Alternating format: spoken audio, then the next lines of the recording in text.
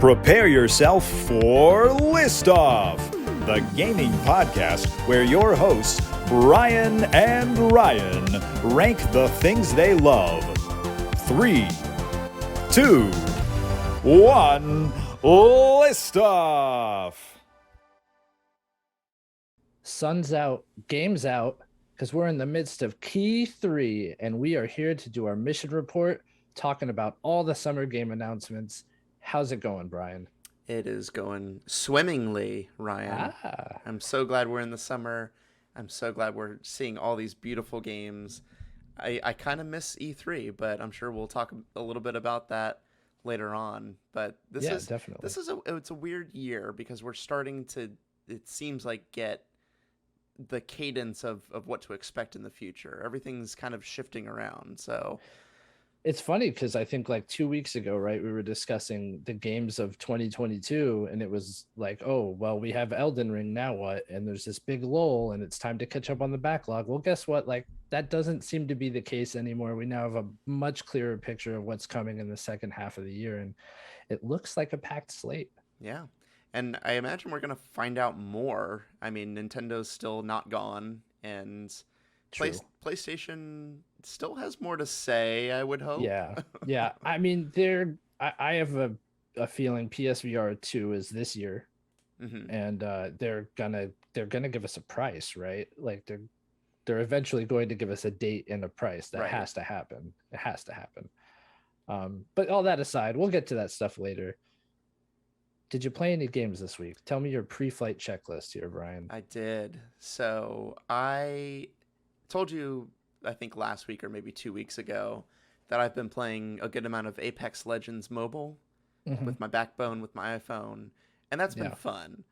But it just made me want to play the real Apex Legends.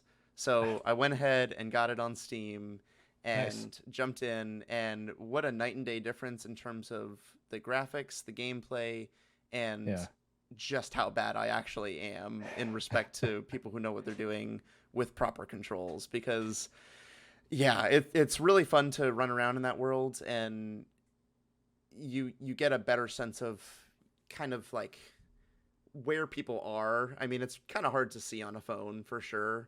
I can imagine. On my 1440p monitor with my, great graphics card, it's real simple to see things like that. But everyone is on the best controls possible with the mouse and keyboard, and they have been playing this game for a long time. So it really shows how bad I am, but it's still a ton of fun. I jumped into a couple matches and was doing decently, and had good teammates that was, they were definitely carrying you a little bit, doing their share, we'll say. So that game continues to be fun. I think I have that Apex itch, and I'll talk about a certain game that was giving that to me a little later. But yeah, Apex is what is kind of, rubbing me the right way right now. The Steam Deck is not here yet. So, I was very curious about that, man. Right. So for those of you who may not have seen my tweets about it, I was finally able to order my Steam Deck. And for those in or wanting to know, I guess, for those of you who maybe did pre-order that first day, there's a calculator online, and it was spot on about when I was going to get my email. I've been checking, and it always said June 13th. So that Monday, it said that probably 2 months ago, based on all the data that they've been pulling in from everyone getting their Steam Decks. So that was spot on. That was nice to see. I got the email like a couple minutes before 1, so right on time. That was my son's birthday. Oh, very good. Yeah. Awesome. So happy birthday to my son, and you get a gift. Yes. Well, that's the thing is Father's Day is right around the corner here. True. I won't get it until Monday, so have to wait a full week, which is kind of counter to what I've heard. I've heard other people getting it like within 3 days. Right. Yeah. A few days. Yeah. Yeah. So that's a little disappointing, but I will be. I'm sending it to my work because it's a business and it's much easier to receive mail there. So I'm excited to just meet the FedEx guy as quickly as possible and grab that from him. But yeah, awesome. So I don't have anything to report, but I will next week. I will probably be able to show it on stream. So that'll be a lot of fun.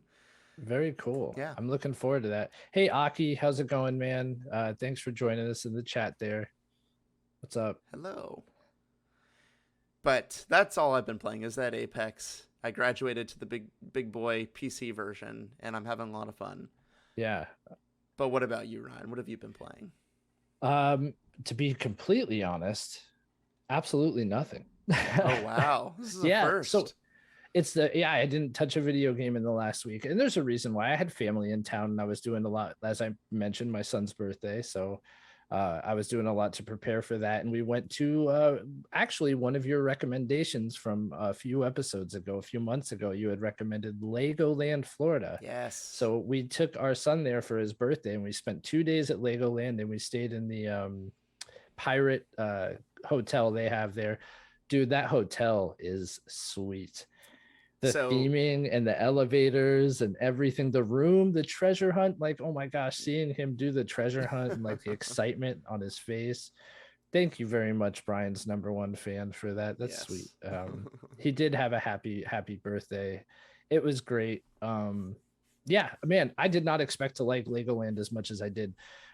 So we had this whole 2-day pass with the hotel package, and at the end of the second day, we were just having so much fun. It was so encouraging to see him do the rides by himself and just be so independent. I have a tendency to be a little bit overbearing, and not in a bad way, but it's like I'm worried about my kid. Sure. And I don't have to worry anymore. This kid's like he might as well be a grown man. He's going out and driving now at Legoland and doing all these rides. And we ended up upgrading to annual passes because it was like $10 additional. That's it. Oh wow. It was just $10 because we're Florida residents. So man, unquestionably wanted to do that, and we'll be going back for sure. The one game I did play is actually a board game, not a video game. It is Upwards. It's not typically the type of board game I play. I mostly like to play strategy games. Yeah. And this is more like a Scrabble where you could build on words to alter them. And the scoring is very different from Scrabble. But man, what a bunch of fun that could be with the right people. Yeah. I think just board games in general, when you get the right people together, could be such a good social event, And my wife wiped the floor with me twice, but I got my sweet revenge in the third game and returned the favor. I was a slow learner, I'm not very good with word games at first, but then especially one where this, you're building up, there's like a certain mindset you have to get into to see what's possible with the board. Right. And I think it clicked that third game. So nice. Yeah. And I did, in fact, buy a Lego set while I was at Legoland, because once I got the annual pass upgrade for $10, I got 10% off of all purchases made at the park. Yeah. What? Man, we would have saved money because we bought a very expensive set and could have basically done the annual pass and saved that much money. Yeah. So how long ago did you go? It was in May, so about a month ago. Okay, if it's within 30 days, you could still upgrade to an annual pass for $10, and we would meet you there. Like, we would totally meet you guys there. I think it's a shorter drive for you than it is for us, but like I'd meet you guys there in a heartbeat. Yeah, absolutely. And it's like you said, there were no lines. It's the middle of summer. Kids aren't in school, and like it's super easy to just get on the ride. He was able to keep going over and over and over again for most of them. That was our experience too, which was wild. We almost bought, before going, we almost bought the fast passes thinking like, we want to maximize our time. Right. So glad we didn't. Yeah. So it was just so much fun. And I really appreciate the recommendation because priceless. I knew you would like it. The moment we got back, I was like, they would go crazy for this.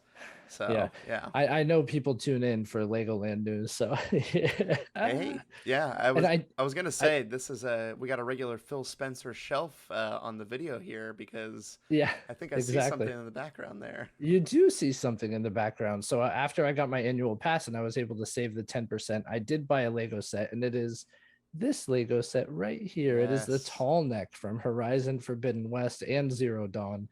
And I think it's a little bit above my league.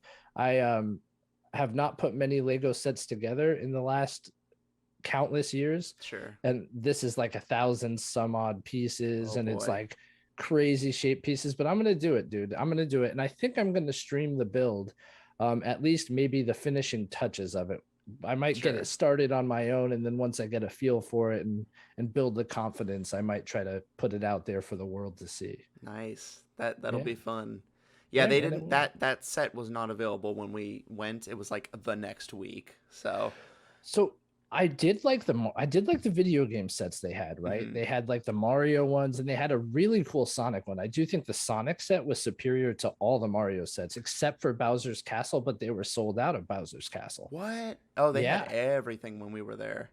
So they were sold out of Bowser's Castle, and that was really the only Mario set I would have considered getting. I would have gotten the Sonic set over all the Mario sets available, but then I see this and I'm like, damn, this is the one to get, because there's like 10 different Mario sets, and there's only one tall neck. There's only one Right. like Horizon Forbidden West set, right? So I was Sure. like, if I'm gonna get any, I'm gonna get the one like that I'm probably not gonna see anywhere else. Exactly. And it's gonna be this one. So yeah. Yeah, we I'm got the excited. Home Alone set, and Right. I think that one's 4,000 pieces. So Wow. I'm not ready for that one. Yeah, it's gonna be a job for sure. I don't know if I even saw the Home Alone set. Was it in the big shop? Is that where you It was got in the it? big shop. Maybe it was there. They Yeah. had a lot of them, and it was gigantic. They had every, it was so cool because, like, you know, Disney's Disney, and like the WB Six Flags parks, they're WB, and everybody kind of has their own properties, but like everybody has Lego. Like Right. every property wants to be a Lego, so it's cool to go there and you get to see it all. You get to see Star Wars, you get to see Disney, you get to see Sonic and Mario and everything, and Horizon Forbidden West. Sure. And yeah, it's very cool, man. That's But that's awesome. it. I literally did not touch a video game beyond that because of family and celebrating my son's birthday. Yeah. So Very yeah, good. yeah, it was a good time. So without further ado, we got a lot of games to cover A here, lot. dude. I say we just go ahead and get right into it. Okay. All right.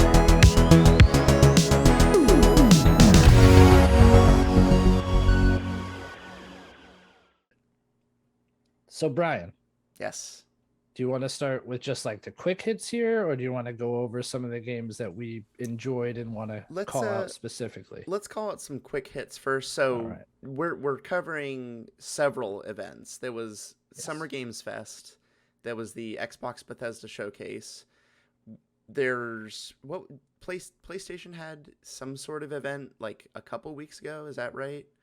I forget. Yes, they did. It was a State of Play, I State believe. of Play. Okay, I think it was only like a week ago or so. Okay.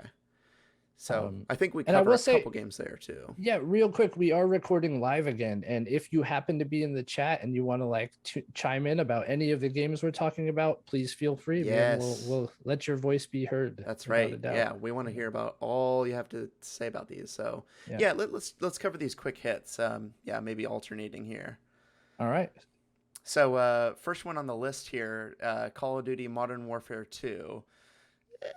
It's a known quantity. I mean, That's how I feel about it. yeah, it's I'm not terribly excited about this one. You know, this was the one that I played and kind of really like got into the Call of Duty mindset. You know, I played Right. Call of Duty 2, but Modern Warfare 2 was definitely where I jumped in and was like having probably the most fun with the multiplayer at that point. But this is not really scratching any itch for me. Yeah, I kind of agree with you. It looks real pretty, Right. and but you know what you're getting. Call Right. of Duty. Yeah. So that's that yeah. quick hit there. Yeah, exactly. So. This is a big announcement for many people, and it's Street Fighter 6 from Capcom.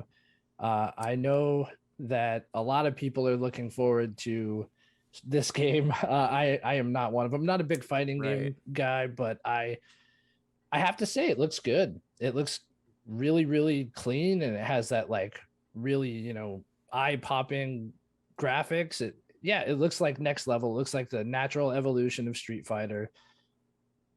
Watching more and more of the gameplay, how they kind of incorporate like, oh, you're going through the world and picking fights with people. It looked good and bad at the same time, but it at least like piqued my interest more than any recent Street Fighter games have in the last, as long as I can remember, right? Probably since Street Fighter 2 Turbo or something like that. So like there is a chance I would play this game if the opportunity was the right like time and place and Sure. price, really is what it comes down to. Yeah. But it's another thing where it's like, yeah, you know what you're getting, man. You're getting Street Fighter. At least they're trying something new with it, and maybe I'll give it a shot. Who knows? Yeah, I'm like you. I don't really have too much interest in it. It's not. I have never. I've played Street Fighter like 2. I think is the only one. But when people were going crazy for 4, I just avoided that whole thing. Yeah, completely. It didn't make any sense to me, and I wasn't. Fighting games are something where you have to really dedicate yourself, yeah, and yeah. I just don't have the time for that anymore. And that's another. You bring up a good point. Like I would be interested in playing through this in the single player mode, but I know I'd get devastated online. Like Right. I'm just not that level of player when it comes to these types of games. Sure. And Street Fighter 5 looked great too, but it's just like I know I'm not gonna be able to hang. So like, what's the point? Sure. What's the point? Yeah, yeah, yeah. So we got some more Gotham Knights from WME Montreal. Yeah. This looks stinky. Stinky? Okay. I think so, man. Yeah. I don't know. Like I was high on this game when I heard it was going to be the Court of Owls storyline, Right. and then just the more I see of this game, the more I'm like, oh, dude. Sure. I don't know about this. Yeah, I'm gonna hold my judgment until we're in it and see what they've actually produced. But yeah, I mean, so WME Montreal, they're the ones that were responsible for Arkham Origins, and that game got a lot of flack, and I don't think really for any reason. It was a very well made game and had some different elements than the other Arkham games had, but I think people were just looking for something different at that time. We might be falling into the same kind of thing here because people are hyped for Suicide Squad kills the Justice League more than anything. So they really need to make sure that they release these games in a good cadence, between each other.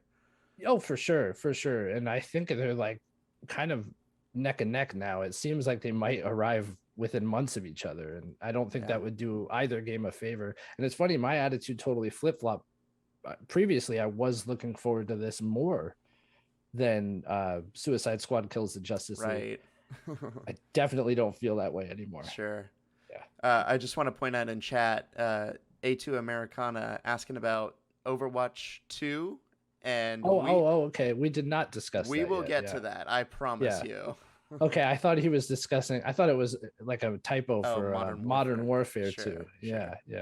We did not discuss Overwatch 2 yet. Yeah. We will be discussing that game. Definitely. For sure. Yeah. So you said Gotham Knights. It's my turn. Yeah. I'm on it, buddy. Look, good thing we can edit this. That's right.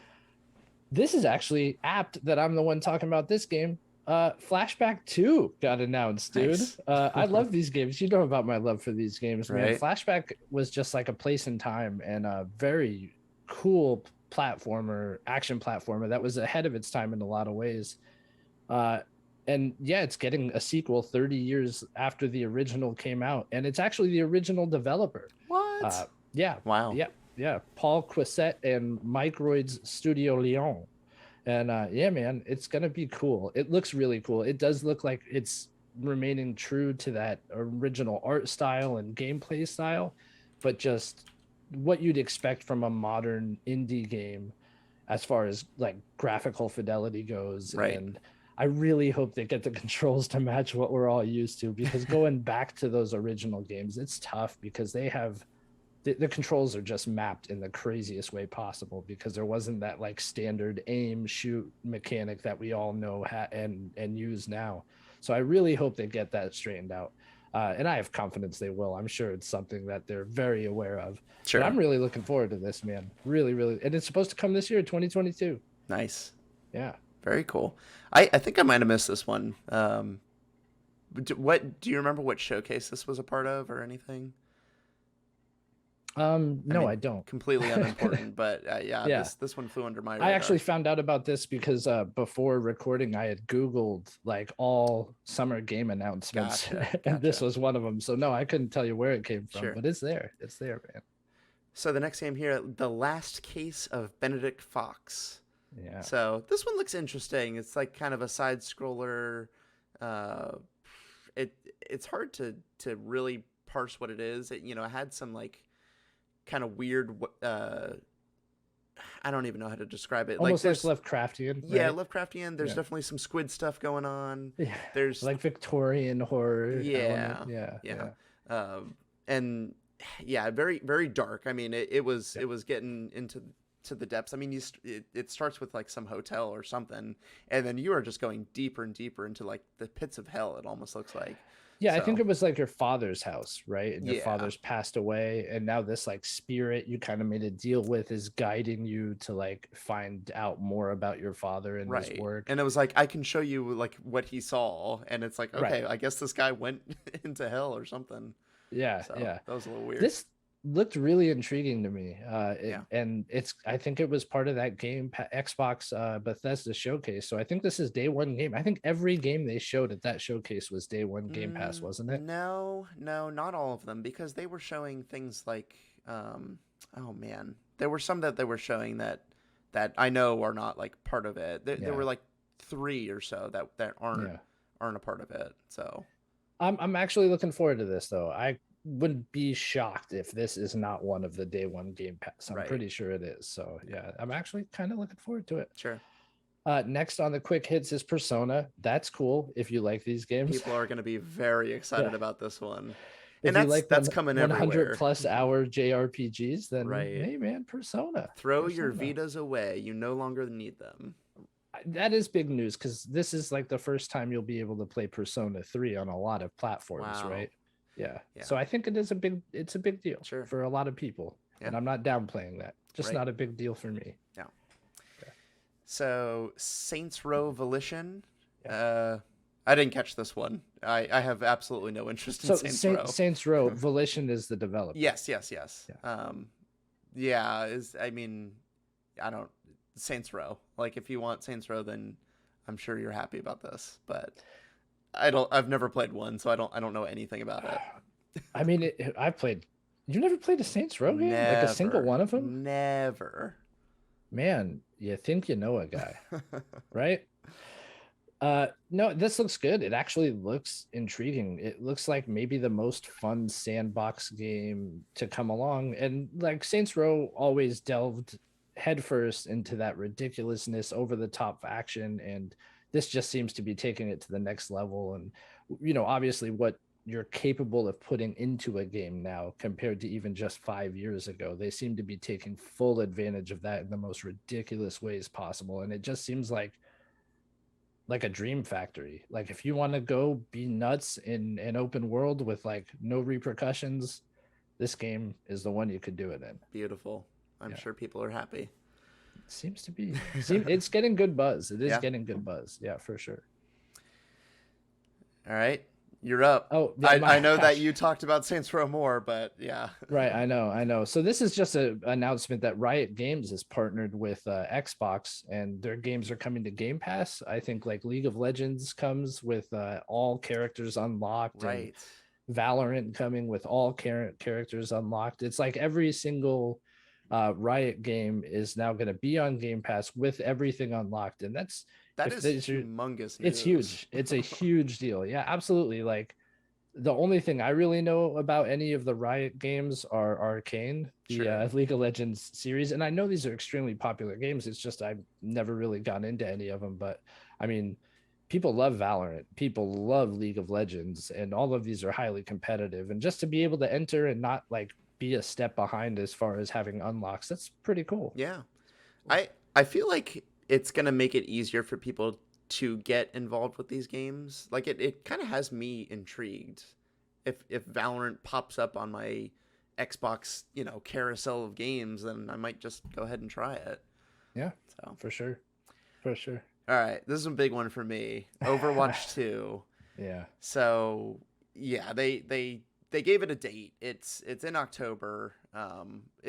They're calling it early access. So the game is, it's gonna be out. I would imagine. Right. What does early access mean for any of these types of games, these live service games? But I've been pretty sour on Overwatch after hearing like, okay, well, Jeff Kaplan left and like there's all this Activision stuff that's going on, and they don't really seem to have a clear vision. And then the beta was kind of not great, and people were like, okay, well, this is just Overwatch 1. There's nothing new here.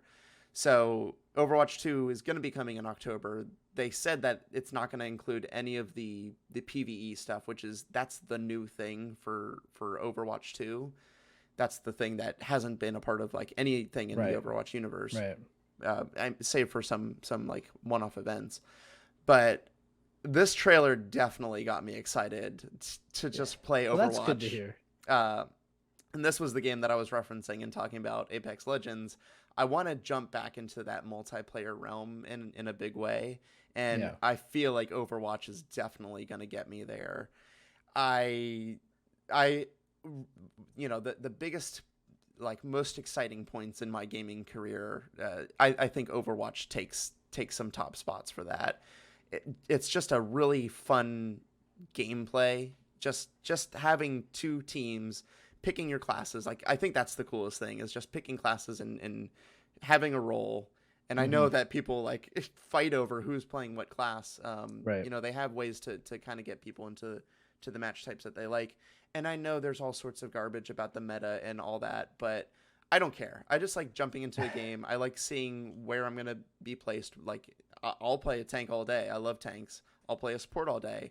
I don't really like the assault characters, and that's what people like are always trying to play. So you'll be able to find matches all the time. Absolutely. So I'm always about that, and I'm very excited. Just the thing I'm excited the most about is just like Overwatch 2 is going to be in the zeitgeist again. People are going to be talking about Overwatch in a big way, and that's going to get people excited.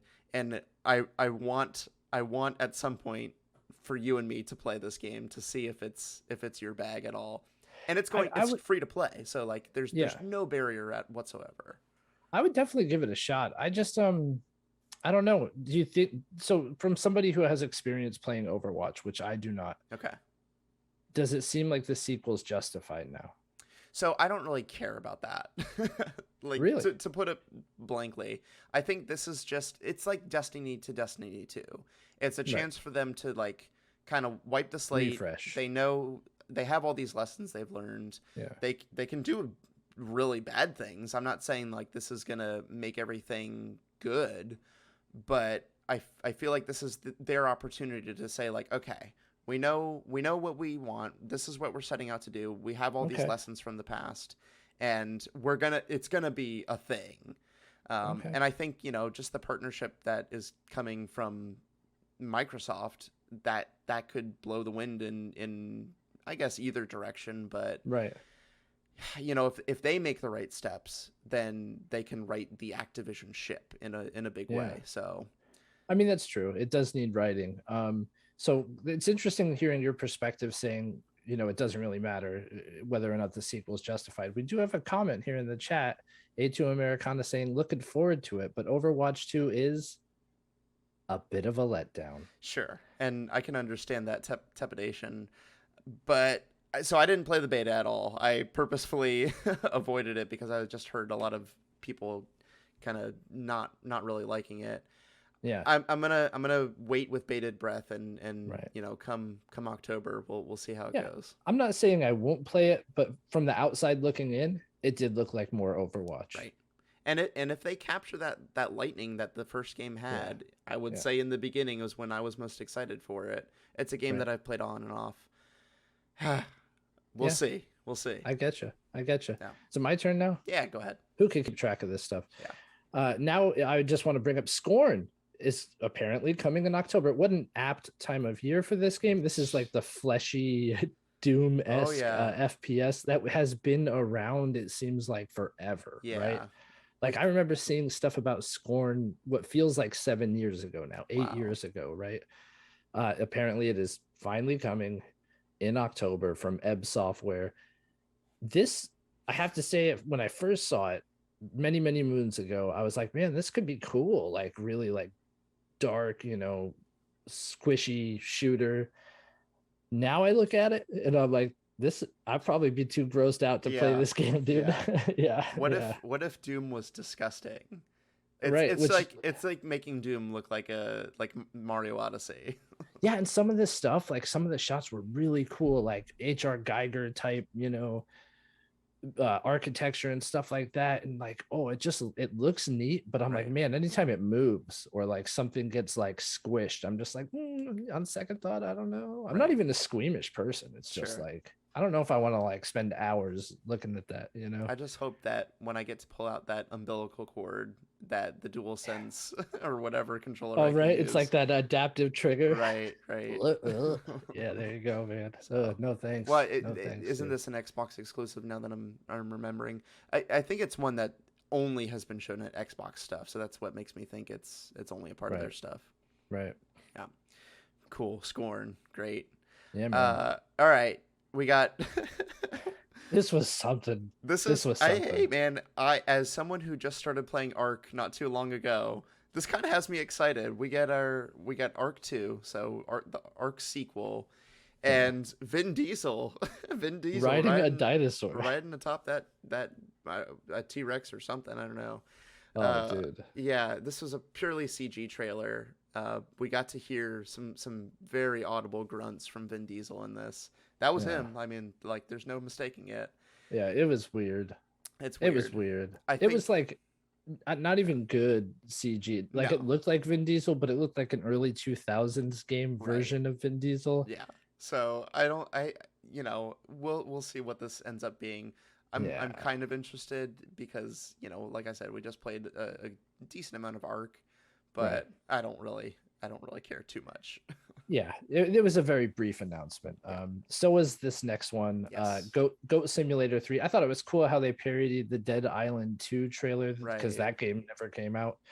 And apparently it's just like, oh, surprise, it's not zombies running amok through the city. It's goats. Goat Simulator 3. People are apparently excited about this. Also, they skipped 2, is my understanding. Okay, it seems legit because like I only remember the first one. Right. This is they skipped 2, so this is just straight to Goat Simulator 3. Coffee Stain is the studio, and apparently they don't like the number 2. So yeah. Coffee Stain does a bunch of stuff. I think they're Satisfactory as well. Yeah, I mean, this just doesn't seem like, I don't know. I tried Goat Simulator. Who didn't try Goat Simulator? Yeah, I have it. not a lot of fun. Sure. Yeah. All right, we got some Cuphead DLC in the delicious last course. This is going to be good. I'm looking forward to this one. More Cuphead. Yeah, exactly. It looks like more Cuphead. It looks as cool as Cuphead does. Maybe you and I could play this one together because I had played Cuphead and then we met and then you were like, "Oh, should I try Cuphead?" And you really liked it, but we kind of passed each other on that. So maybe we could tackle this DLC together. That'd be great, man. I'm down. Cool. For sure. For sure. Yeah, it always is better in co-op. This game is challenging to say the least, man. Yes. And then one last quick hit is that Microsoft had this whole like sizzle reel, and it's like, oh, our longest running franchise. And I was like, what is it? Like, what is Microsoft's longest running franchise? Well, it's Flight Simulator. Great. Yeah. And you could now do helicopters, gliders, and apparently Halo aircraft in Flight Simulator. The Pelican shown in full force. I thought that was pretty cool. And it was cool. I don't know. Could you go into space in regular Flight Simulator? Okay, you could. So no, I don't. Not in the original. I mean, now you can. I think. Okay, yeah. So they showed the Pelican going into space, and I wasn't sure if that was like the Pelican specific gameplay or if you could take any of these aircraft into the stratosphere. But do I look like I play Flight Simulator? So, well, here's the thing. This game is staked in realism. So I have a feeling like if there's a plane out there that could do it, then they would probably allowed you to. I don't think they would model the entirety of, space. Probably like upper atmosphere. You could probably go to like the upper atmosphere, right? Right. I'm not gonna lie though, this conversation makes me want to download Flight Simulator and just try to take planes to space now. Like, see which ones can make it. Yeah. Well, be prepared to clear your entire Xbox of all other games. Huge game. It is a huge game. Yeah. This one would be a good game to stream from the cloud because you don't have to download it, and then you don't need to have any sort of twitch reflexes to do flight controls, right? I mean, Right. so Right. that one you could No. literally just try in your browser and see if you like it. True. All right. Well, that's pretty much it with the quick hits. Yeah.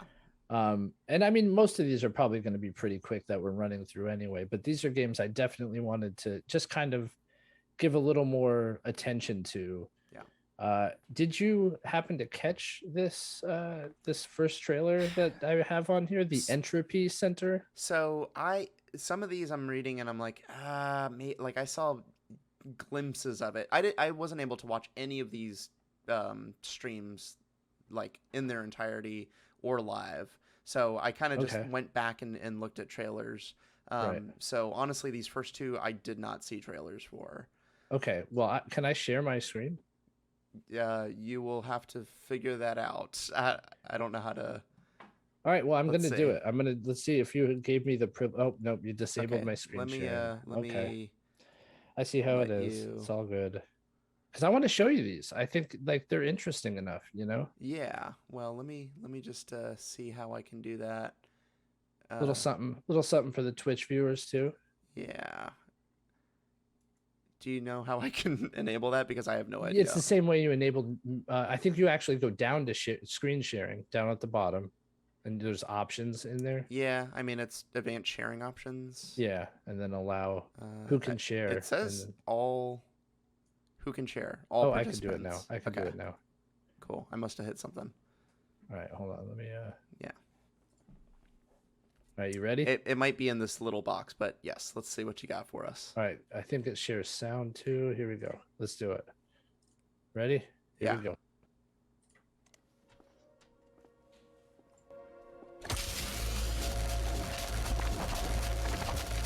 This is breaking everything. Is it really? Yes. Okay, I'll stop sharing. Yeah, I'm sorry. No, it's fine. Did everything just like drop frames and it did. Die? It did. Yeah, that was unwatchable. Well, it's okay. At least now we know for future reference. Yeah. Anyway, this looks cool. It's like it's all puzzle based around a gun you have, similar to like Portal, and it looks like puzzles that are solved in a way similar to Portal. And basically the Earth is destroyed. And you have to, like, entropy is a certain type of energy created by puzzle solving. So the more of this you create, the time on Earth rewinds until you're able to rewind before the Earth was destroyed and resolve the Earth getting destroyed. So it's a very interesting premise. And it does look very like, you know, obviously like FPS puzzle game, though, based around like a mechanic that is inherent to the weapon you have. So I definitely got like huge Portal vibes from this, even in like the dialogue and some of the humor that they have in the trailer. I was like, oh, this seems like right up Brian's alley. I'm really, if you haven't seen this trailer, should watch it. I would highly recommend watching it because it does seem like a game you would definitely enjoy. Sweet. Okay. Yeah, I'm into that. Cool. Yeah. So yeah, you have listed here, and you're gonna have to help me out with this one. Do you not know this game? I'll keep talking if you want me to keep talking. Fort Solace. I mean, I'm seeing some cool names: Troy Baker and Roger Clark. So that's Troy Baker we know. Roger Clark, that's Arthur Morgan's voice actor. So yeah, sweet. Yeah, and this is really cool. It's in space. It seems like it's a human-driven thriller rather than like so many games we've seen that are based around like alien horror, right? In space. It seems like maybe it involves Mars, where you're going to this Fort Solace and there's some like mystery to be solved. And yeah, it just looks like a really so the things that were said about this, right? Troy Baker, I think, was present when this game was announced, and he had said it's like a really taut thriller, like really narrative driven. So I think after the Order 1886, my attitude on these totally changed. People hear those things and they're like, oh, the gameplay is probably going to suffer. But I really like narrative driven games. And when you have talent like these two on board, I'm all for it, man. Like I love movies like have you ever seen Sunshine? No, it's just like another space thriller kind of thing. And I like that. And I think sometimes when you're dealing with themes of like isolation with other human beings, I think that could be scarier than like unstoppable alien creatures, Sure. right? Humans are dastardly, man, and can be Right. downright evil. And I like the idea of this like really narrative driven like thriller set in space where you're isolated from any help that could ever come your way. Nice. Yeah. You've reminded me of a story that I want to tell. Okay. And this is spoilers for Gravity, the movie. I don't know if you've ever seen it. But I really liked the movie. I saw it in IMAX. I feel like that was the best possible way to see it. And that centers around, people in space. It's Sandra Bullock and George Clooney. And they're like, spoiler alert. they're like the only two actors in it, basically, just doing space stuff. And so I loved it. And then years later, I watched it with my wife, and I was like, "Yay, this is a really cool space movie." I really liked it. I saw it in the best possible way. And then we watched it, and like we got to the end, and at the end of it, like Sandra Bullock like survives. It's basically her trying to live, and everything goes wrong in space, and she finally lands back on Earth. Right. And then Kayla, my wife, was like, "Where are the aliens? I thought this was an alien movie." And I was like, "No, it's just a fun space movie." I wonder if she was like mixing it up with the movie Life that came out at that time. Do you remember that? No, anyway. I don't know. I never said that there were aliens in this movie. I never tried to like hint at that. But she was waiting for a full 2 hours for aliens to show up, and they never did. Dude, so. Disappointing. I know. Disappointing. So yeah, Life was that one with Jake Gyllenhaal and Ryan Reynolds, and like the life form comes. It was about the same time. Okay. And it did have aliens. Okay. I mean, probably aliens are usually a good thing to have in movies, I would say. Yeah, for sure. Yeah. Do you know about this next game? You want to take it from here? Okay, so let's see. Oh, yes. Okay, Routine. This is the horror game, right? Yeah. Okay. In space. It appears to be in space. Yes. It looks like it's in space. So this is the one where I was getting a little bit of the PT vibes from it, because it's all in first person. Right. It's a realistic looking game. Yeah. But then it definitely takes that turn with these humanoid robots that are just there to kill you. I thought the design of those was pretty cool. The face, I mean, in general was the star point. It's a very just like round metal face, but then just like it looked as if it had no jaw and just like a top row of very sharp razor teeth. So that was very horrifying to witness. But yeah, I mean, I didn't know that this was a game that was announced 12 years ago. So apparently, interesting. Yeah, apparently announced a very, very long time ago and then disappeared. I think it disappeared about like 5 to 8 years ago, I want to say. Wow. Surprise, here it is. And it looks really, really cool. Yeah, neat. Weapon design too, man versus machine, classic stuff. It seemed like Alien Isolation-ish, like where you're trying to avoid encounters rather than seek them out, but it seemed like you might have a little bit more defense in this game as well. So it was a weird, I don't even know if you call it a weapon, because it was like a camera that the player is looking through, but like they load it like a gun. So I have no idea what I was looking at, but it looks interesting for sure. For sure. I mean, this is like the theme of this summer is creepy stuff in space. Yeah. Very good. The next one super impressed me. One that we've heard about, we've seen before, and I was just like, yeah. Like it doesn't look that great. And then I see this gameplay trailer that they had for Redfall from Arcane Studios. And I was like, damn, this actually looks like a lot of fun if you could get a squad together of 4 people. Like, yeah, it's tactics, squad-based shooting. Everybody has a very distinct play style. They kind of went over each character and what they're good at, and I didn't know anything about the story going into this trailer, so it was cool to see like, oh, Red Falls is a city in Massachusetts, and it's kind of like vampires took over and blocked out the sun and closed this town off from the rest of the world. And it gave a good little lead in how either everybody's a vampire in this town or they're pleading with vampires to become one, and this is kind of like the last bit of resistance against it. And the gameplay looked cool. It looked like first-person shooter, kind of like class-based, right? And neat kind of secondary weapons or powers that you could use. You can use an elevator. That was cool. Right, that was cool. Yeah, where the like person who has telekinetic powers, it's like a spectral elevator that they can right, summon. Right, to like summon the person, and the person like throws a mine down and it takes out a bunch of them. Yeah, really cool gameplay. And if you can get 4 people together, I have no doubt this game would be fun. Yeah, it just really had a good vibe to it too. You know, it wasn't like taking itself too seriously. It wasn't like overly ridiculous either. Right. Yeah, I'm kind of excited for Redfall now. Yeah. And I wasn't before that gameplay trailer. I mean, Arcane makes some good games. You know, so I've heard. Dishonored.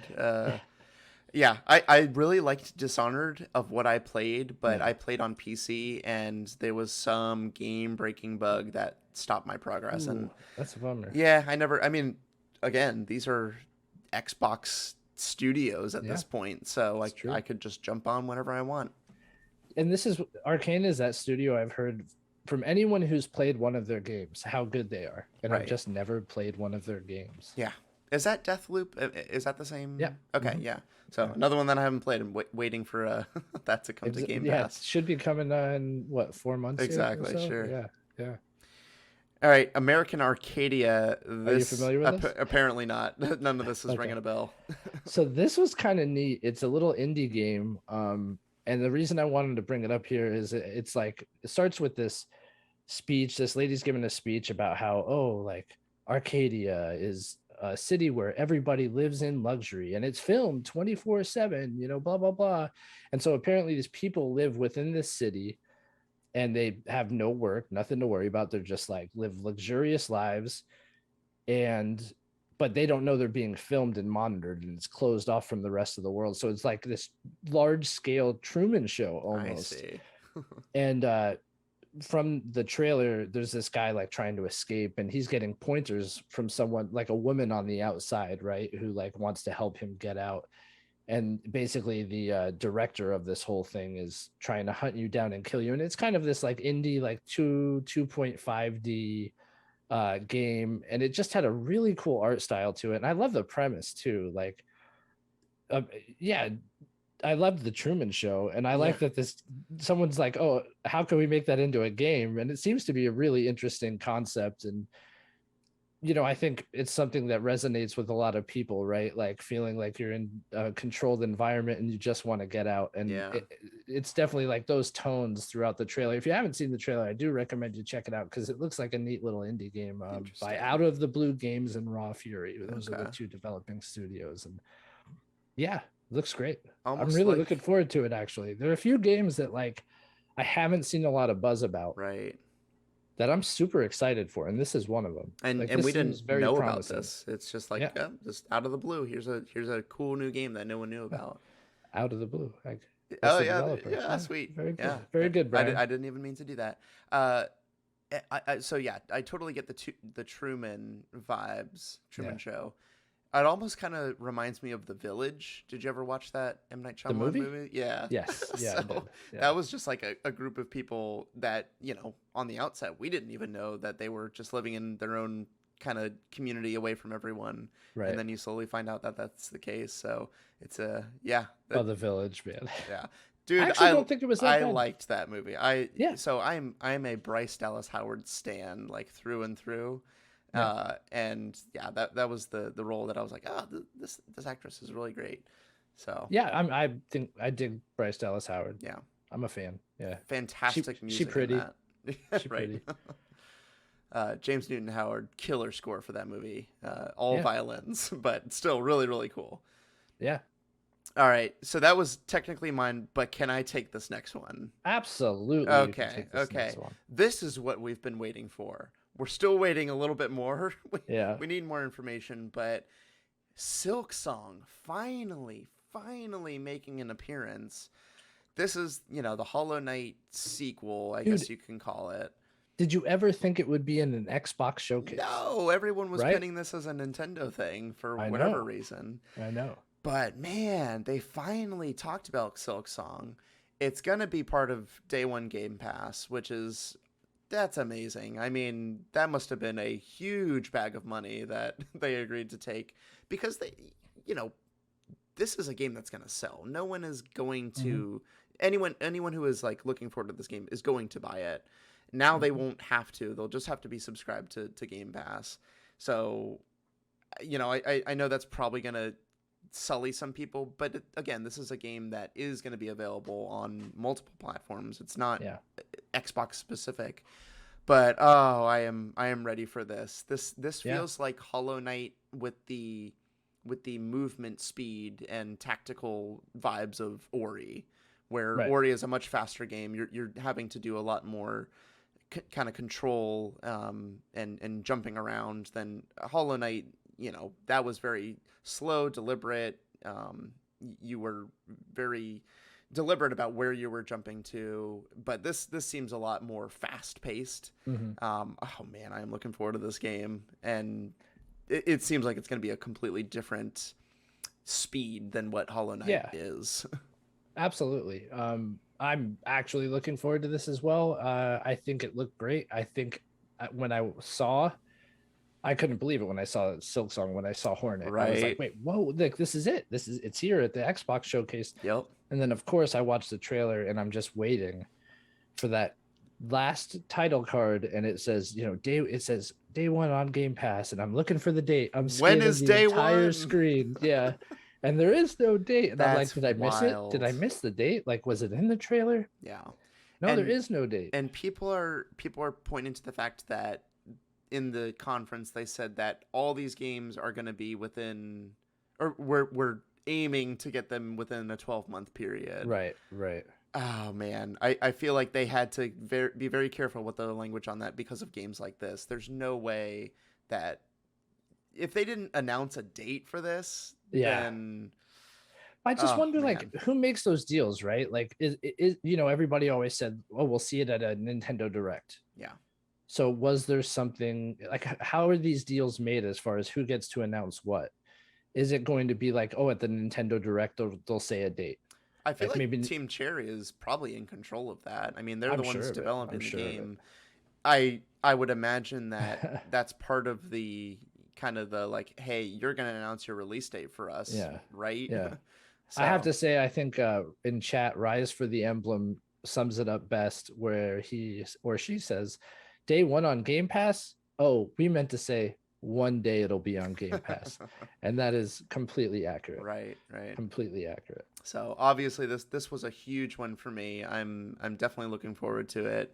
And it's nice that I won't have to really spend any money to play it. So yeah, no extra money anyway. That's right. Yeah, so it's only fair that the next game falls on me, and I think I would be the one who would enjoy it the most. And it's a Plague Tale Requiem, the sequel for a Plague Tale, Sobo Studios. This was a very silly trailer, but please go ahead. Why was it a silly It was trailer? silly because, so I don't know these characters. You've played through the game. Amicia. Yeah. I don't know them. It's the same people from the first game though, right? Like it's the same characters and everything. Yep. Mm-hmm. So this the macula.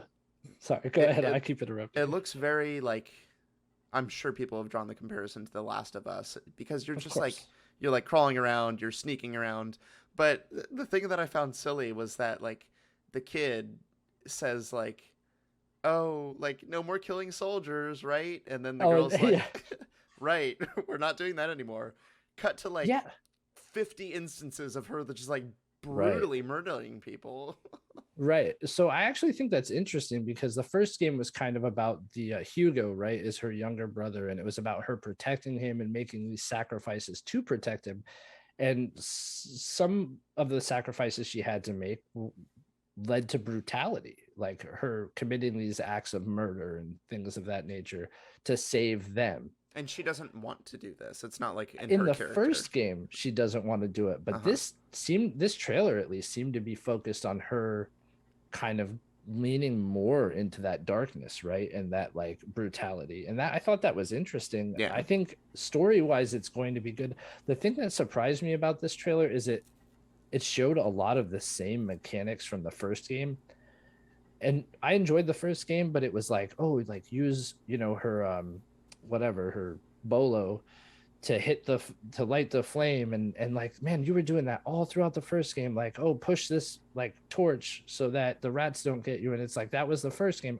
I really expected to see more of an evolution of that kind of gameplay, and I didn't really get that vibe. So I think if I go into this game expecting like, hey, it's going to be the same gameplay as the first one, except now it seems like with Hugo you could actually like control the rats from their point of view. That did seem like the one new mechanic they may introduce.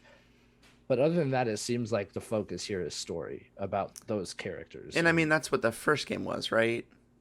Yeah, I mean, gameplay wise, it wasn't groundbreaking. I wouldn't call it that at all. It was very much like The Last of Us, right? In as far as gameplay like goes. the first The Last of Us. Yeah, like definitely not like the second. Okay, because gameplay gets ramped up in part 2, I would say. Right, but the story was really good for the first game, so I will play this. It's gonna be on Game Pass day one. Like, I'm gonna play this game, yeah, without a doubt. So, gosh, I'm really interested in this series at this point. Yeah, I tried for like an hour the first game, and it didn't grab me in a meaningful way. Is there something I need to do to like enjoy it a little more, or it's just like it might not be for me? It might not be for you. I mean, it does like evolve your abilities beyond that first hour. Okay. But you're kind of going to get that like, hey, we're walking through the environment and having a conversation with each other, you know, and it's like, oh, these little like kind of simple puzzles about involving like fire that you solve along the way, and it unlocks like the next little bit of dialogue. Right. And, I just don't really like sneaking. That's not my my gameplay style. It's that kind of game. You get a little more aggressive later in the game where like you're still doing some sneaking, but it does become a lot more combat later in the game. But it does take a while to get there. The first game, I was like, okay, I'm just playing the Zelda, go through the hedges and not get caught, and I was not about it. Like the Wind Waker first time you go to like that castle. Yeah. All right, moving on to Aliens Dark Descent. So I caught this trailer later, and it was a completely CG trailer that we got. Am I right? They showed a little bit of gameplay, I think, at the end. So I was unable to find like a gameplay video so much as like screenshots that showed the gameplay.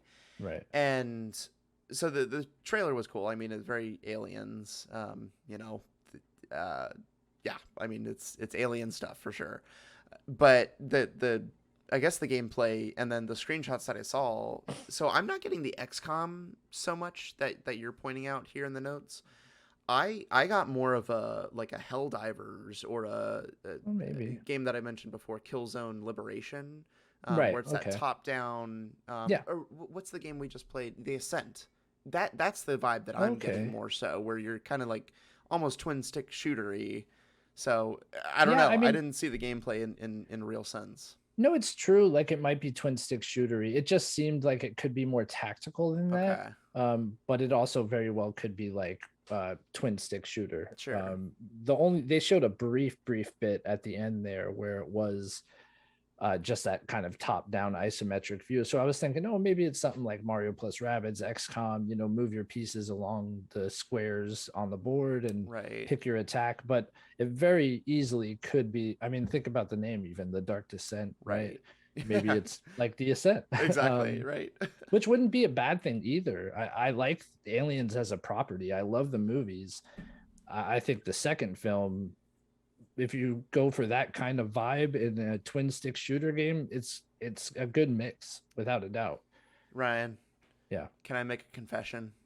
What? You've never seen an Aliens movie? I only saw Alien. I have not seen anything past that. Dude. Oh my gosh, who are you? I loved the first movie, but yeah, I've never seen Aliens or I mean, is anything past the second one good? Okay. Yeah, I would say at least see Aliens. Okay. That's a must. All right. I feel like I need to do this finally. Yeah, you should. You should. I'm embarrassed. You know how the first one is that real slow burn, sure, tension build? The second one is like good for completely different reasons. Okay, cool. Yeah. I mean, it is not that kind of movie. When people talk about it, it sounds like Terminator to Terminator 2. Is that a similar vibe?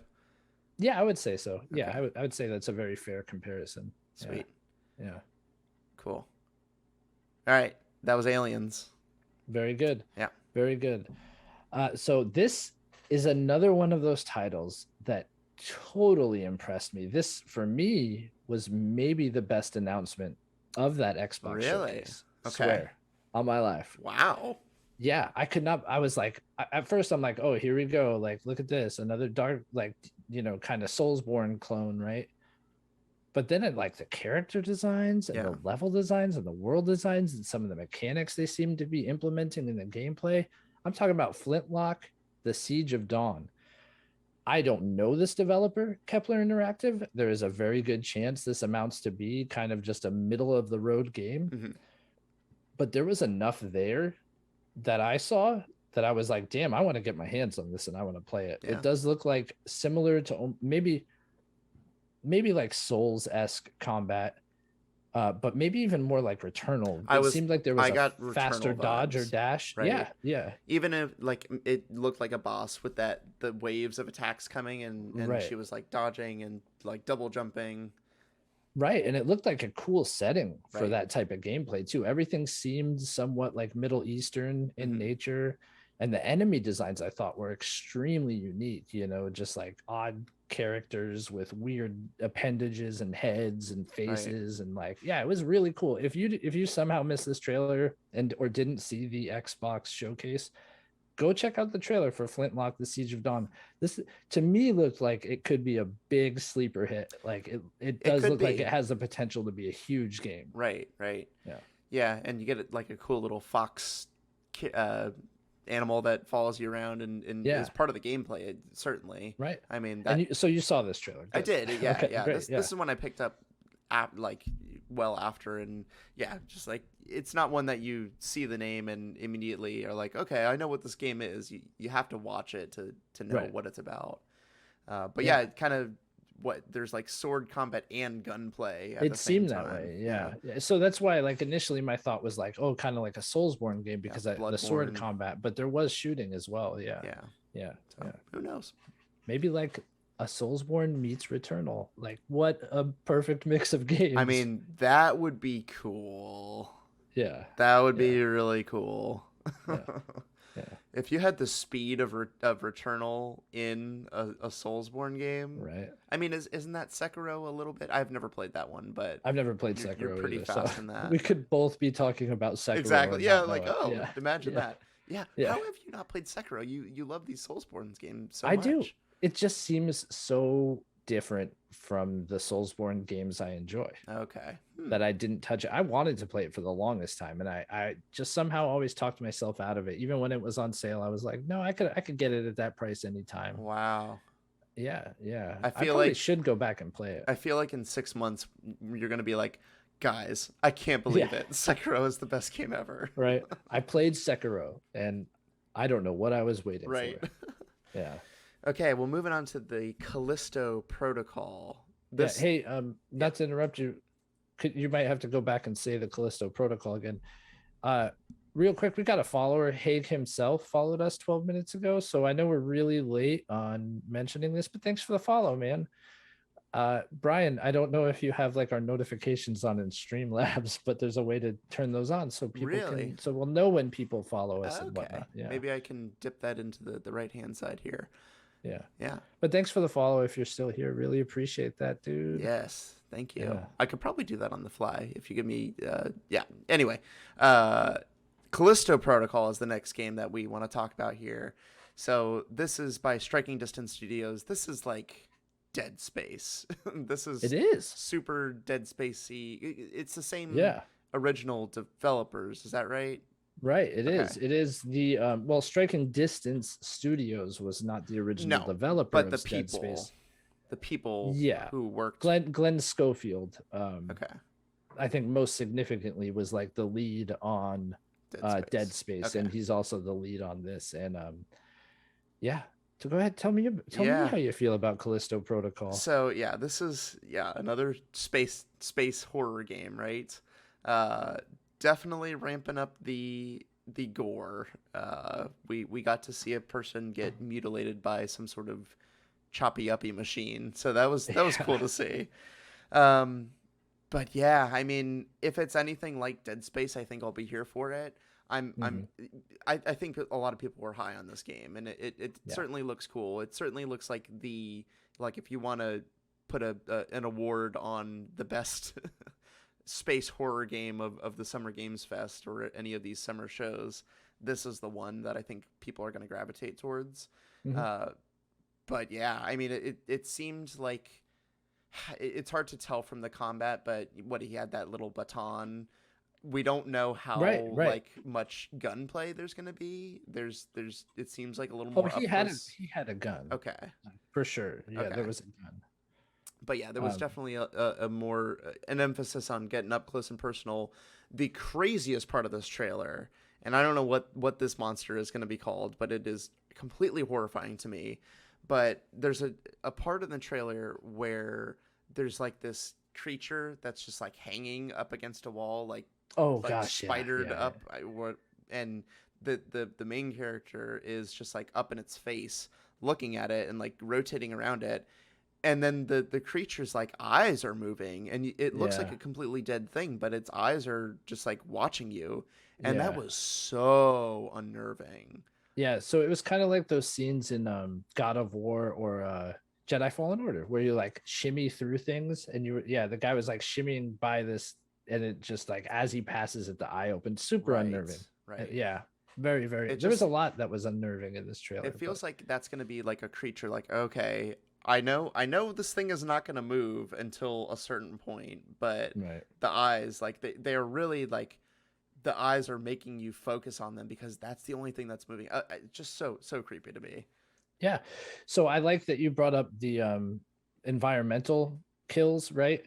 I think that was a big focus of this gameplay trailer. They showed like the Gravity-esque gun where he kind of like picks up enemy and holds them in it and then shoots them into a fan that's in like the background.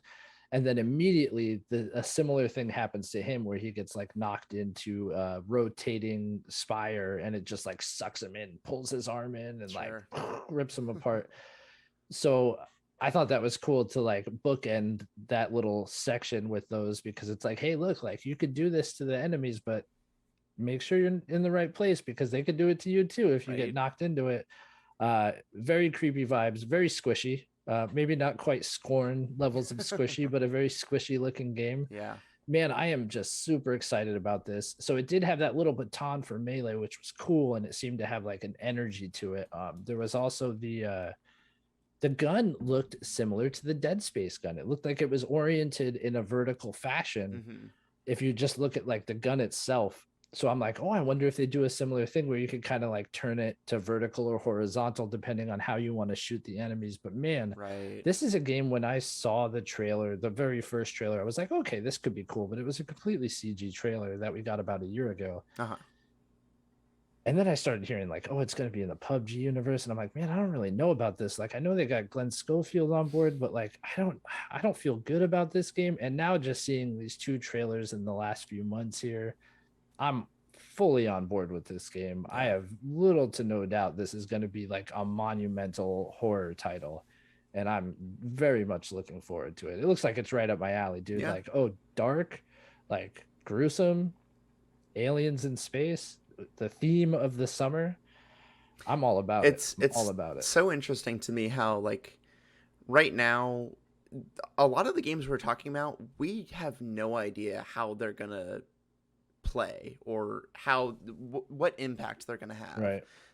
You know, we can look at Silk Song and know kind of what to expect there, but really all the other games we've talked about, we don't really have a good, like, it could be the best game ever. It could be any one of these could be the next Returnal. You know what I mean? Like, true. Flintlock could be, oh my gosh, why that's the one I saw attention? That potential in. Right? That's the one I saw the potential in. Yeah. And like think back when we saw Returnal, we were like, oh, Returnal, like urinal, like that looks so dumb.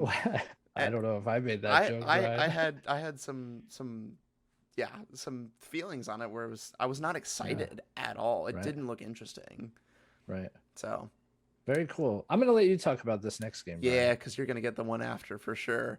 So, another Blizzard property. It just an aside, crazy to see Blizzard Right. at Xbox showcases. Obviously, the partnership is in some sort of swing at this point, Yeah. even if the Yeah. ink isn't even like on They seem paper. to be confident it's happening. Yes, yes, they are gonna do everything they can to make this biggest acquisition in world history. I think any two companies joining together. Right. But yeah, Blizzard is and Activision in full force here. So Diablo 4 is the game that they showed off. Big CG Necromancer trailer, which they made it seem like the Necromancer's a new class to Diablo 4. It's not. I mean, that was part of other Diablo games, so that was weird to kind of pivot it. Maybe it just because it hadn't been officially announced for this title. That's true. Yeah, that's probably what it is. Yeah. I haven't seen any of these reveal trailers for Diablo 4 classes, but this one was cool.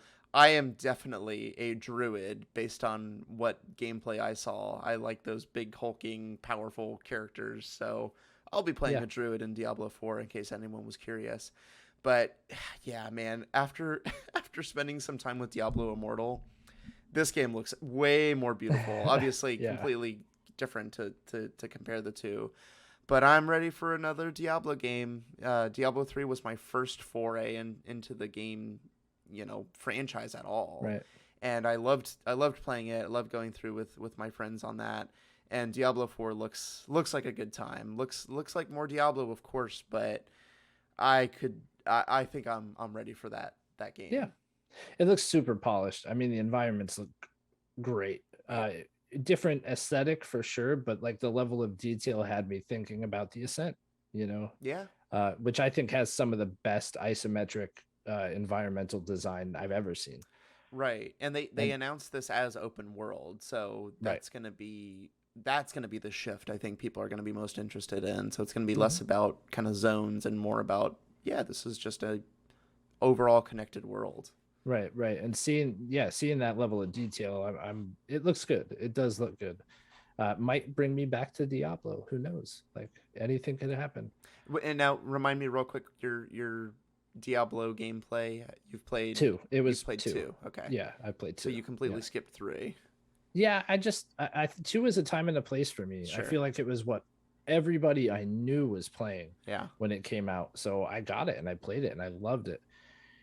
And I just, then there was however many years between that and 3. And I was just in a different gaming mindset. And I'm like, I don't know if I'd like a Diablo game right now. Right. And it still has that, like I sunk a lot of hours into 2. And I just don't know if I need to do it again.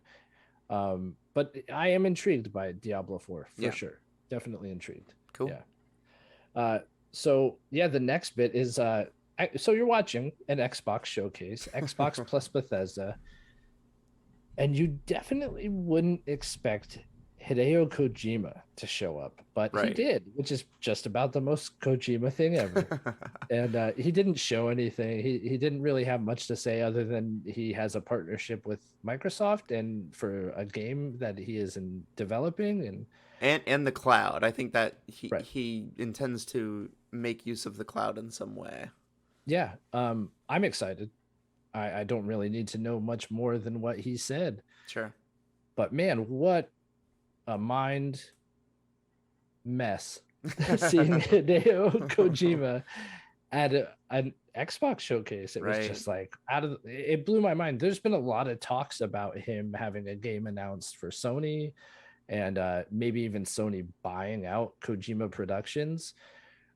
Has been discussed as well as rumored, and then here he comes on Xbox. So I guess that's not happening. The rumors be damned. Yeah. But I'm excited, man. I'm always excited for Kojima games, and like it doesn't just because he came and said it. Like, was it announced as an Xbox exclusive?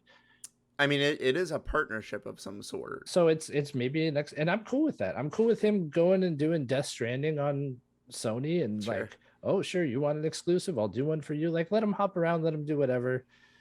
I'm okay with it, but I also own both consoles, so I'm in like kind of a special place. I could see people being bummed out if they like are Kojima fans and played Death Stranding and they're not getting that next Kojima game. It's kind of a disappointment, but it was crazy to see him here. And can't wait to see what the game is. He's just playing 7 the field. years from now. I know. Yeah. Yeah. Yeah, I mean, he is one of those few video game developers that just like commands a presence that people are gonna move out of the way, and he will get to dictate terms on whatever it is. So this was. So did you watch this live, or did you kind of just see it after the fact? No, I actually watched it live. You did? Okay. Yeah, I tuned in for this. Nice, very good. Yeah, I had like a quiet moment at home, and I was like, you know what? I'm tuning into this one. Yeah. Good. Yeah. All right. This one's got me real excited because tomorrow we get to play it. A couple things. So TMNT, Teenage Mutant Ninja Turtles, Shredder's Revenge. We've heard a lot about it. They announced a date. They announced a new character. They announced that it's 6-player, and they announced that it's on Game Pass. Yeah. So like so much stuff. This game was on my radar. This game is something that I will be absolutely playing day one because I almost pre-ordered it. I know. I almost pre-ordered it. Right. Thank goodness. You have no need to at this point. I think I will be playing as Casey Jones because his gameplay looked a lot of fun. Yeah. And 6 players, like that's insane. This is an insane amount of characters to have on one screen. So who do you think I'll be playing as, Brian? Oh man, you are Michelangelo all the way. Party. Damn right. So that's my boy. We need to get 6 people to play with us. I feel like yeah. I think with all the people we know in the gaming sphere now, we could probably make that happen. We could rustle them up. I'm sure of it. I'm curious. Did they say crossplay? Is that a thing? Because that might be a little difficult. I don't know. Yeah. But all right, this next game, Brian. Yes. This next game is a big one. Okay. People feel strongly about this game. I think you and I are both going to feel strongly. I think so too. And that game is The Last of Us Part 1. Yes. By Naughty Dog, not by anybody else, by Naughty Dog. Right. And also a separate multiplayer game. Yeah. Of the Last of Us property. Let's not forget that. People aren't really talking about that. But, so did they detail what that multiplayer game is at all? I think it is like a Last of Us multiplayer game. Like factions. Like right. Is that it? It's not factions. Okay. I heard it will have story beats to it. Like it's gonna be story driven multiplayer. So I don't think it's gonna be like factions. No. Okay. Part 1. That is, so Brian. They like obviously they were gonna do this. Yeah, I'm gonna say obviously it was gonna happen, but I didn't know it would be Naughty Dog behind it. Oh, okay. I could see why they wouldn't want anybody else touching The Last of Us 2, though. It seems like it's their most profitable property at this point. But okay, look, people want to hate on this. Oh, it's a shameless cash grab. And people apparently express those opinions about the second game. And my attitude about it is, if the second game was a cash grab, they would have taken different story beats than the ones they did because they alienated anyone who was looking forward to a second game. Right. And I won't go any further into spoilers than that. However, I think everybody is justified in feeling the way they feel because I will buy and play this game. I was going to ask, are you going to buy this? Yeah, because look, man, at the end of the day, I don't really care. People can criticize me, whatever they want. You can call me whatever name you want under the sun for buying this game. I still want to play the games that I want to play, and I don't really care what anybody has to say about that. Totally. Are people wrong in thinking that this shouldn't happen? No, I'm not going to say they're wrong. It probably shouldn't happen. And if even me being a Naughty Dog fan, being a huge fan of this series, I kind of wish Naughty Dog was working on something else other than this. Yeah. To be completely honest with you, I would rather have an original Naughty Dog game or a sequel that we haven't seen yet than this. Sure. This is what we're getting. I would be infinitely more excited if the remastered version didn't exist and I hadn't played it already. Of course. Yes, it does look a lot better. They're using that Part 2 engine and it looks good. there's no way I'm spending $70 on this game. It's just absolutely not going to happen. Yeah. I will I appreciate that it will exist, and I'm happy like this will be the definitive way to play the game. Absolutely. Well, do we know it's 70? I mean, it's a first party game on the PlayStation 5, so what price would it be? I mean, just saying, do we know it's 70? I know that I know that you can pre-order it, and there are several editions that are well above $70. Oh, I'm sure of that. In the hundreds of dollars, and they all sold out. So I'm like 99% positive is a $70 game. Yeah, I do think the inclusion of it going to PC is huge. Yeah, and that's ultimately where I would buy it if I ever did buy it. Yeah. But yeah. Oh yeah, to that point, Spider-Man coming to PC. That's pretty exciting. That's pretty exciting too. Yeah, and look, this is what I mean. Okay, so would I spend $70 on this game? It depends. It really does. Like, it depends on what this game is. Right. Is it just like, hey, here's this shiny new coat of paint and little gameplay tweaks we put on the first game, or is it additive to the experience? Yeah. You know, if there's more there, it depends on how much more there is. I mean, I don't really know what to expect from this. I'm pretty sure it's a shot-for-shot recreation using the new engine. You don't think there's anything additive? I don't think so. I've seen a lot of like the comparisons that Naughty Dog themselves have put out. Right. And maybe it's just the cutscenes that are identical. It does seem like they're using the same capture and everything. Yeah, no, I get it. And if that's the case, then like, yeah, that's a reskin. Like, that's what that is. Right. And like, no, I'm not going to spend $70 on a reskin. I played the remastered version. Like, yeah, the gameplay in 2 is a lot better, but I don't think it's worth $70 to just get a new coat of paint on it. Okay. That being said, the announcement of this and the multiplayer game, I think I might have got another prediction right, because I said Naughty Dog would be announcing 2 games and one of them will be releasing this year. Okay. And so I think that's a prediction for me. Okay. I don't remember if I said anything about a new IP. If I said one of them is a new IP, then we're gonna have to go over that one with a fine-tooth comb for sure. Yeah, we will. But yeah, man, I get it. Like, look, this comes across as way more of a cash grab than any part 2 did. Oh yeah. But I also get it. Like, Sony's going into television now. They got this HBO series out. So from like a business standpoint, yeah, this is a great decision for them to do it. for sure. But like, I think the biggest thing here is that you are getting a new audience by bringing it to PC. Yeah. And maybe people will buy it for PlayStation who haven't played the first game, and I might buy it, but it just depends on what we're getting. Yeah. If it is shot for shot the same as the first game, like, come on, I might not be the smartest man, but I am far from the dumbest, and I will not be buying it if it's a shot for shot remake. As much as I love this world and characters, like I couldn't bring myself to do it. I do want to see like 4K Ultra HD Daddy Joel, but it's not happening, man. It's not happening. I just can't believe how stupid I was for thinking the 2013 version looked good when I was waiting for this. This is the real deal now. Yeah, dude, that game looked so good. I mean, PS3 version was amazing. Yeah. PS4 version, I saw it. I just think we're getting to the diminishing returns at this point. I feel like this is definitely going to run into this is the way it always looked in my mind. Oh, of course. You have to see side by side. When I saw that side by side, though, I wasn't like, oh, damn, look at this new version. I was like, damn, the remastered looks pretty good. Right, exactly. I was like, that remastered version looks pretty damn good. Exactly. Yeah. So anyway, like, here we are, Last of Us Part 1. Right. Not a place I thought we'd be, but here we are. Yeah.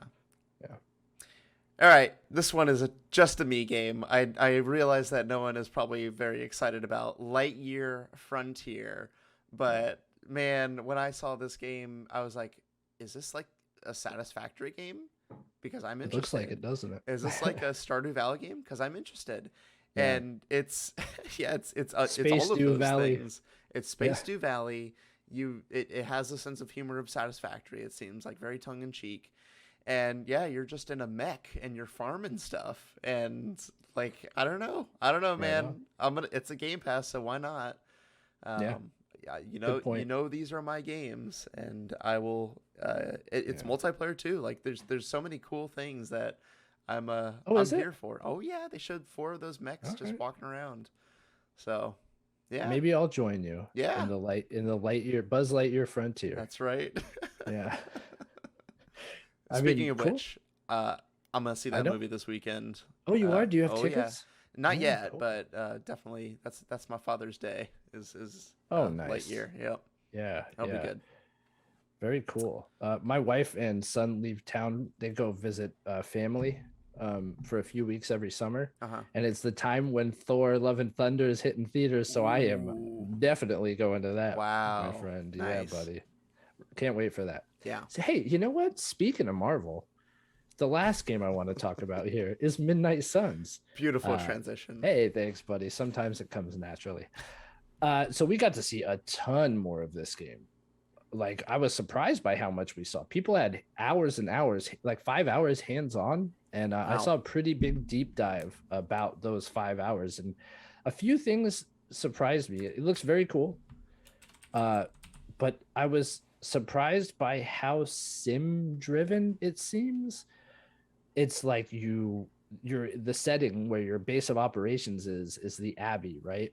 And it's kind of like your home where you go and you get to mingle with other superheroes and like build relationships. And it seems very like Mass Effect, right? Where based on your relationship, those characters will perform better in combat. So it's an important part of the game because you have to like get stats up for the combat sections. And the only way you're going to do that is by like mingling. Right? Can you have tea with them? I'm sure. Fire Emblem. Well, I don't know anything about tea time in Fire Emblem. I've never played the game. Oh, okay. It's just tea. You're having tea with people. Okay. Yeah. But yeah, I think so. I mean, that'd be cool. Yeah. But it's also like you get to decorate the Abbey. You get to like pick furniture for it and decorate it. And that was really surprising to me. I'm like, man, this is like The Sims meets Marvel. The combat looks great. Obviously, tactical kind of XCOM combat, but different because it's all card based and each superhero has unique abilities. There really aren't any minions that you're sending out there to die. You kind of have a team of your story character, which is like, I think, the hunter, and you will always be that character, and you get to pick 3 allies to go into battles with you.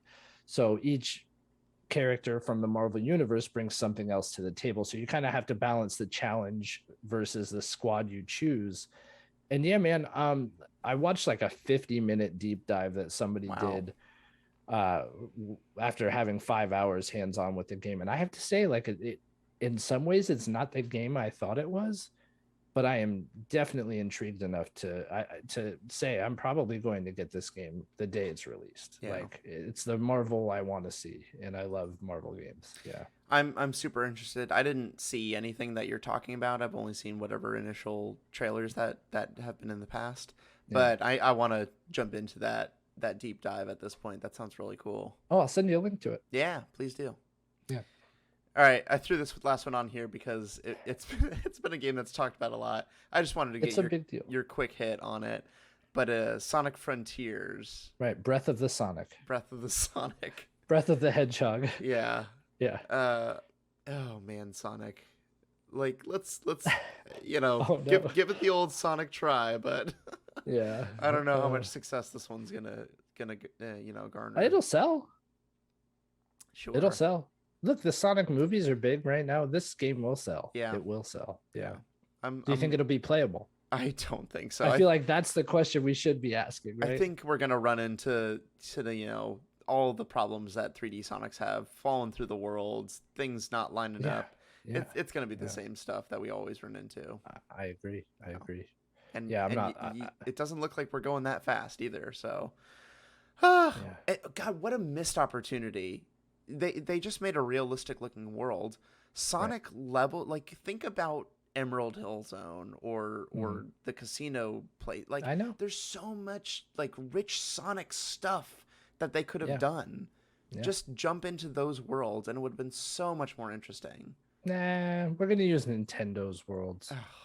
I think we'd rather do even that. like Zelda, like Breath of the Wild is its own, like Hyrule. That's a thing. It's so stylized and like it fits within. Yeah, I get you. This looks like Death Stranding like zone to me. I mean, come on. Not very appealing, dude. No. Wow, we really ended on a high note here, Brian. Right.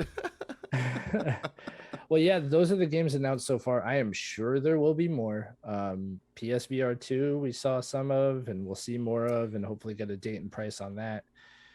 There's going to be a lot. It's going to be a busy summer, and I wish everybody's wallet's the best come fall. Yeah. We didn't even talk about PlayStation Plus just launched the new tier list. What's to say? It's been beaten to death. Yeah, that's true. You know, yeah. You either got it or you don't. Yeah. Right. Yeah. Well, all right, guys. Without further ado, I say we go ahead and debrief each other.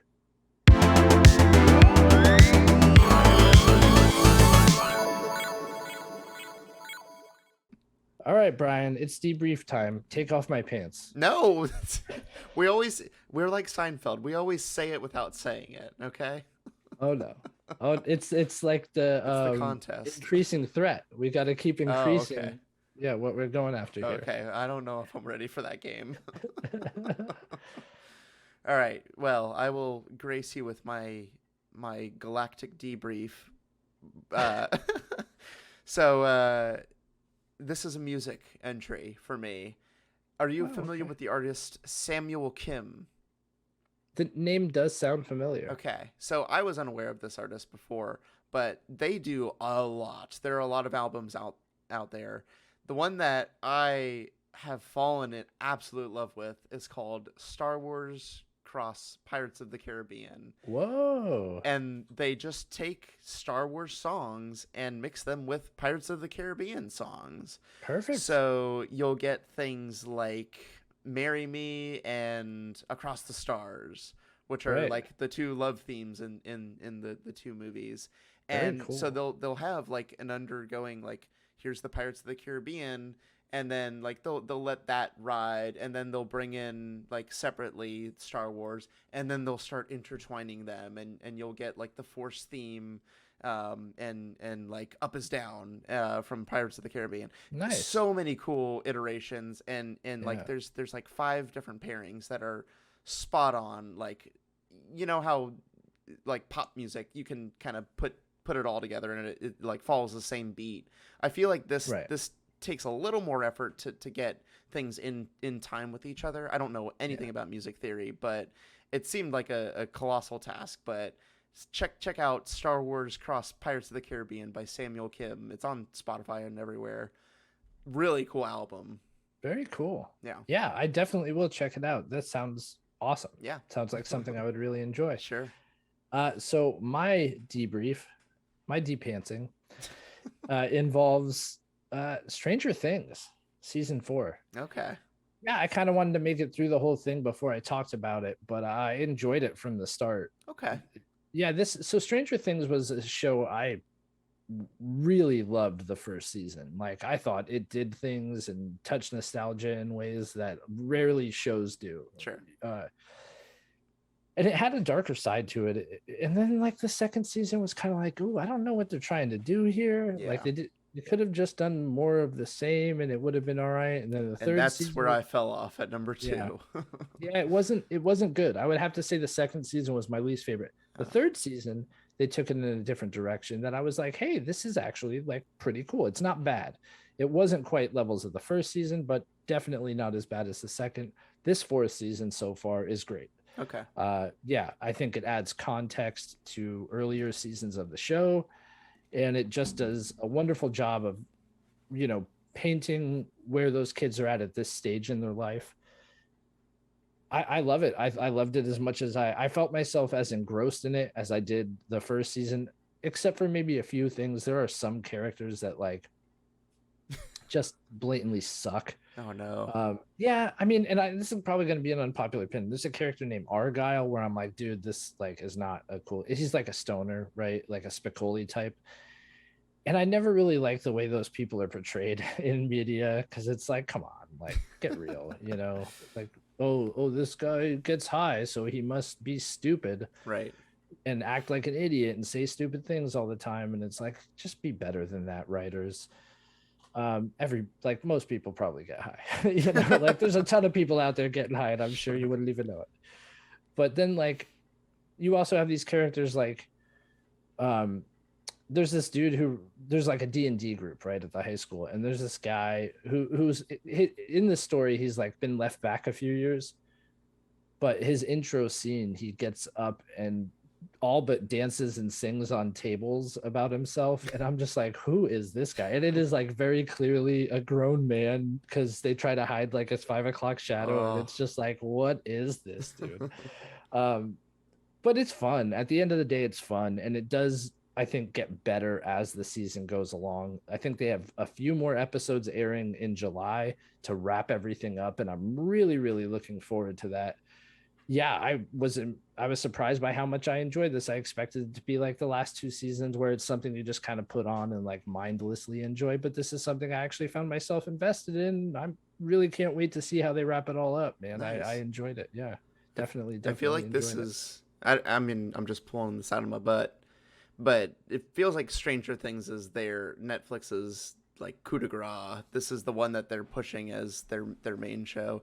Feel like it used to be Orange is the New Black, and now now it's this. So yeah, for the first time in 1 decade, I have gotten rid of my Netflix subscription. We no longer have it, and excellent. It was like we were struggling to justify it, and having like, you know, we have basically all the other ones, and they're all cheaper, and we got Peacock, and you know, rewatching The Office. So like, there you go.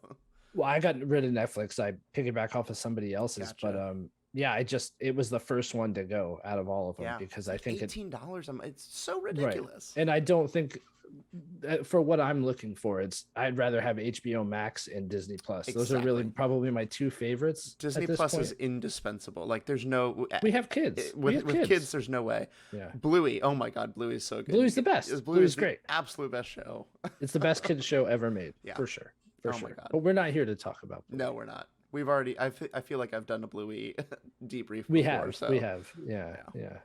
But anyway, yeah, that was it. That was our mission debrief, going over some of the game, or mission report, going over some of the games that have been announced so far this summer. And we do have an episode next week, Brian, don't we?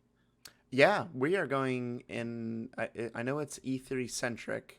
It is E3 centric, in the wake of E3 being gone, but apparently returning in 2023. We'll see about that. Yeah, right. Yeah, we'll see about that. We are doing our top E3 moments. So really looking forward to giving you guys a list of that. And maybe we'll, in the future, do an episode with the worst E3 moments as well. But for now, this is the one that we have on the slate. That's right. So we'll be back next week with our top E3 moments. And as always, guys, we appreciate you tuning in live and listening. Don't forget to go to our pinned tweet, listoff_podcast on Twitter. Enter that giveaway if you haven't already. Leave us a review. Just put a screenshot there, and it's all good. It's all good. You're entered for $100. That's right. Yeah. We're closing in on that date. We're getting to the time here. I know. Well, all right, guys. I won't keep you any longer. Thank you all for joining us. Have a good night. We'll see you next week. Bye. See you later.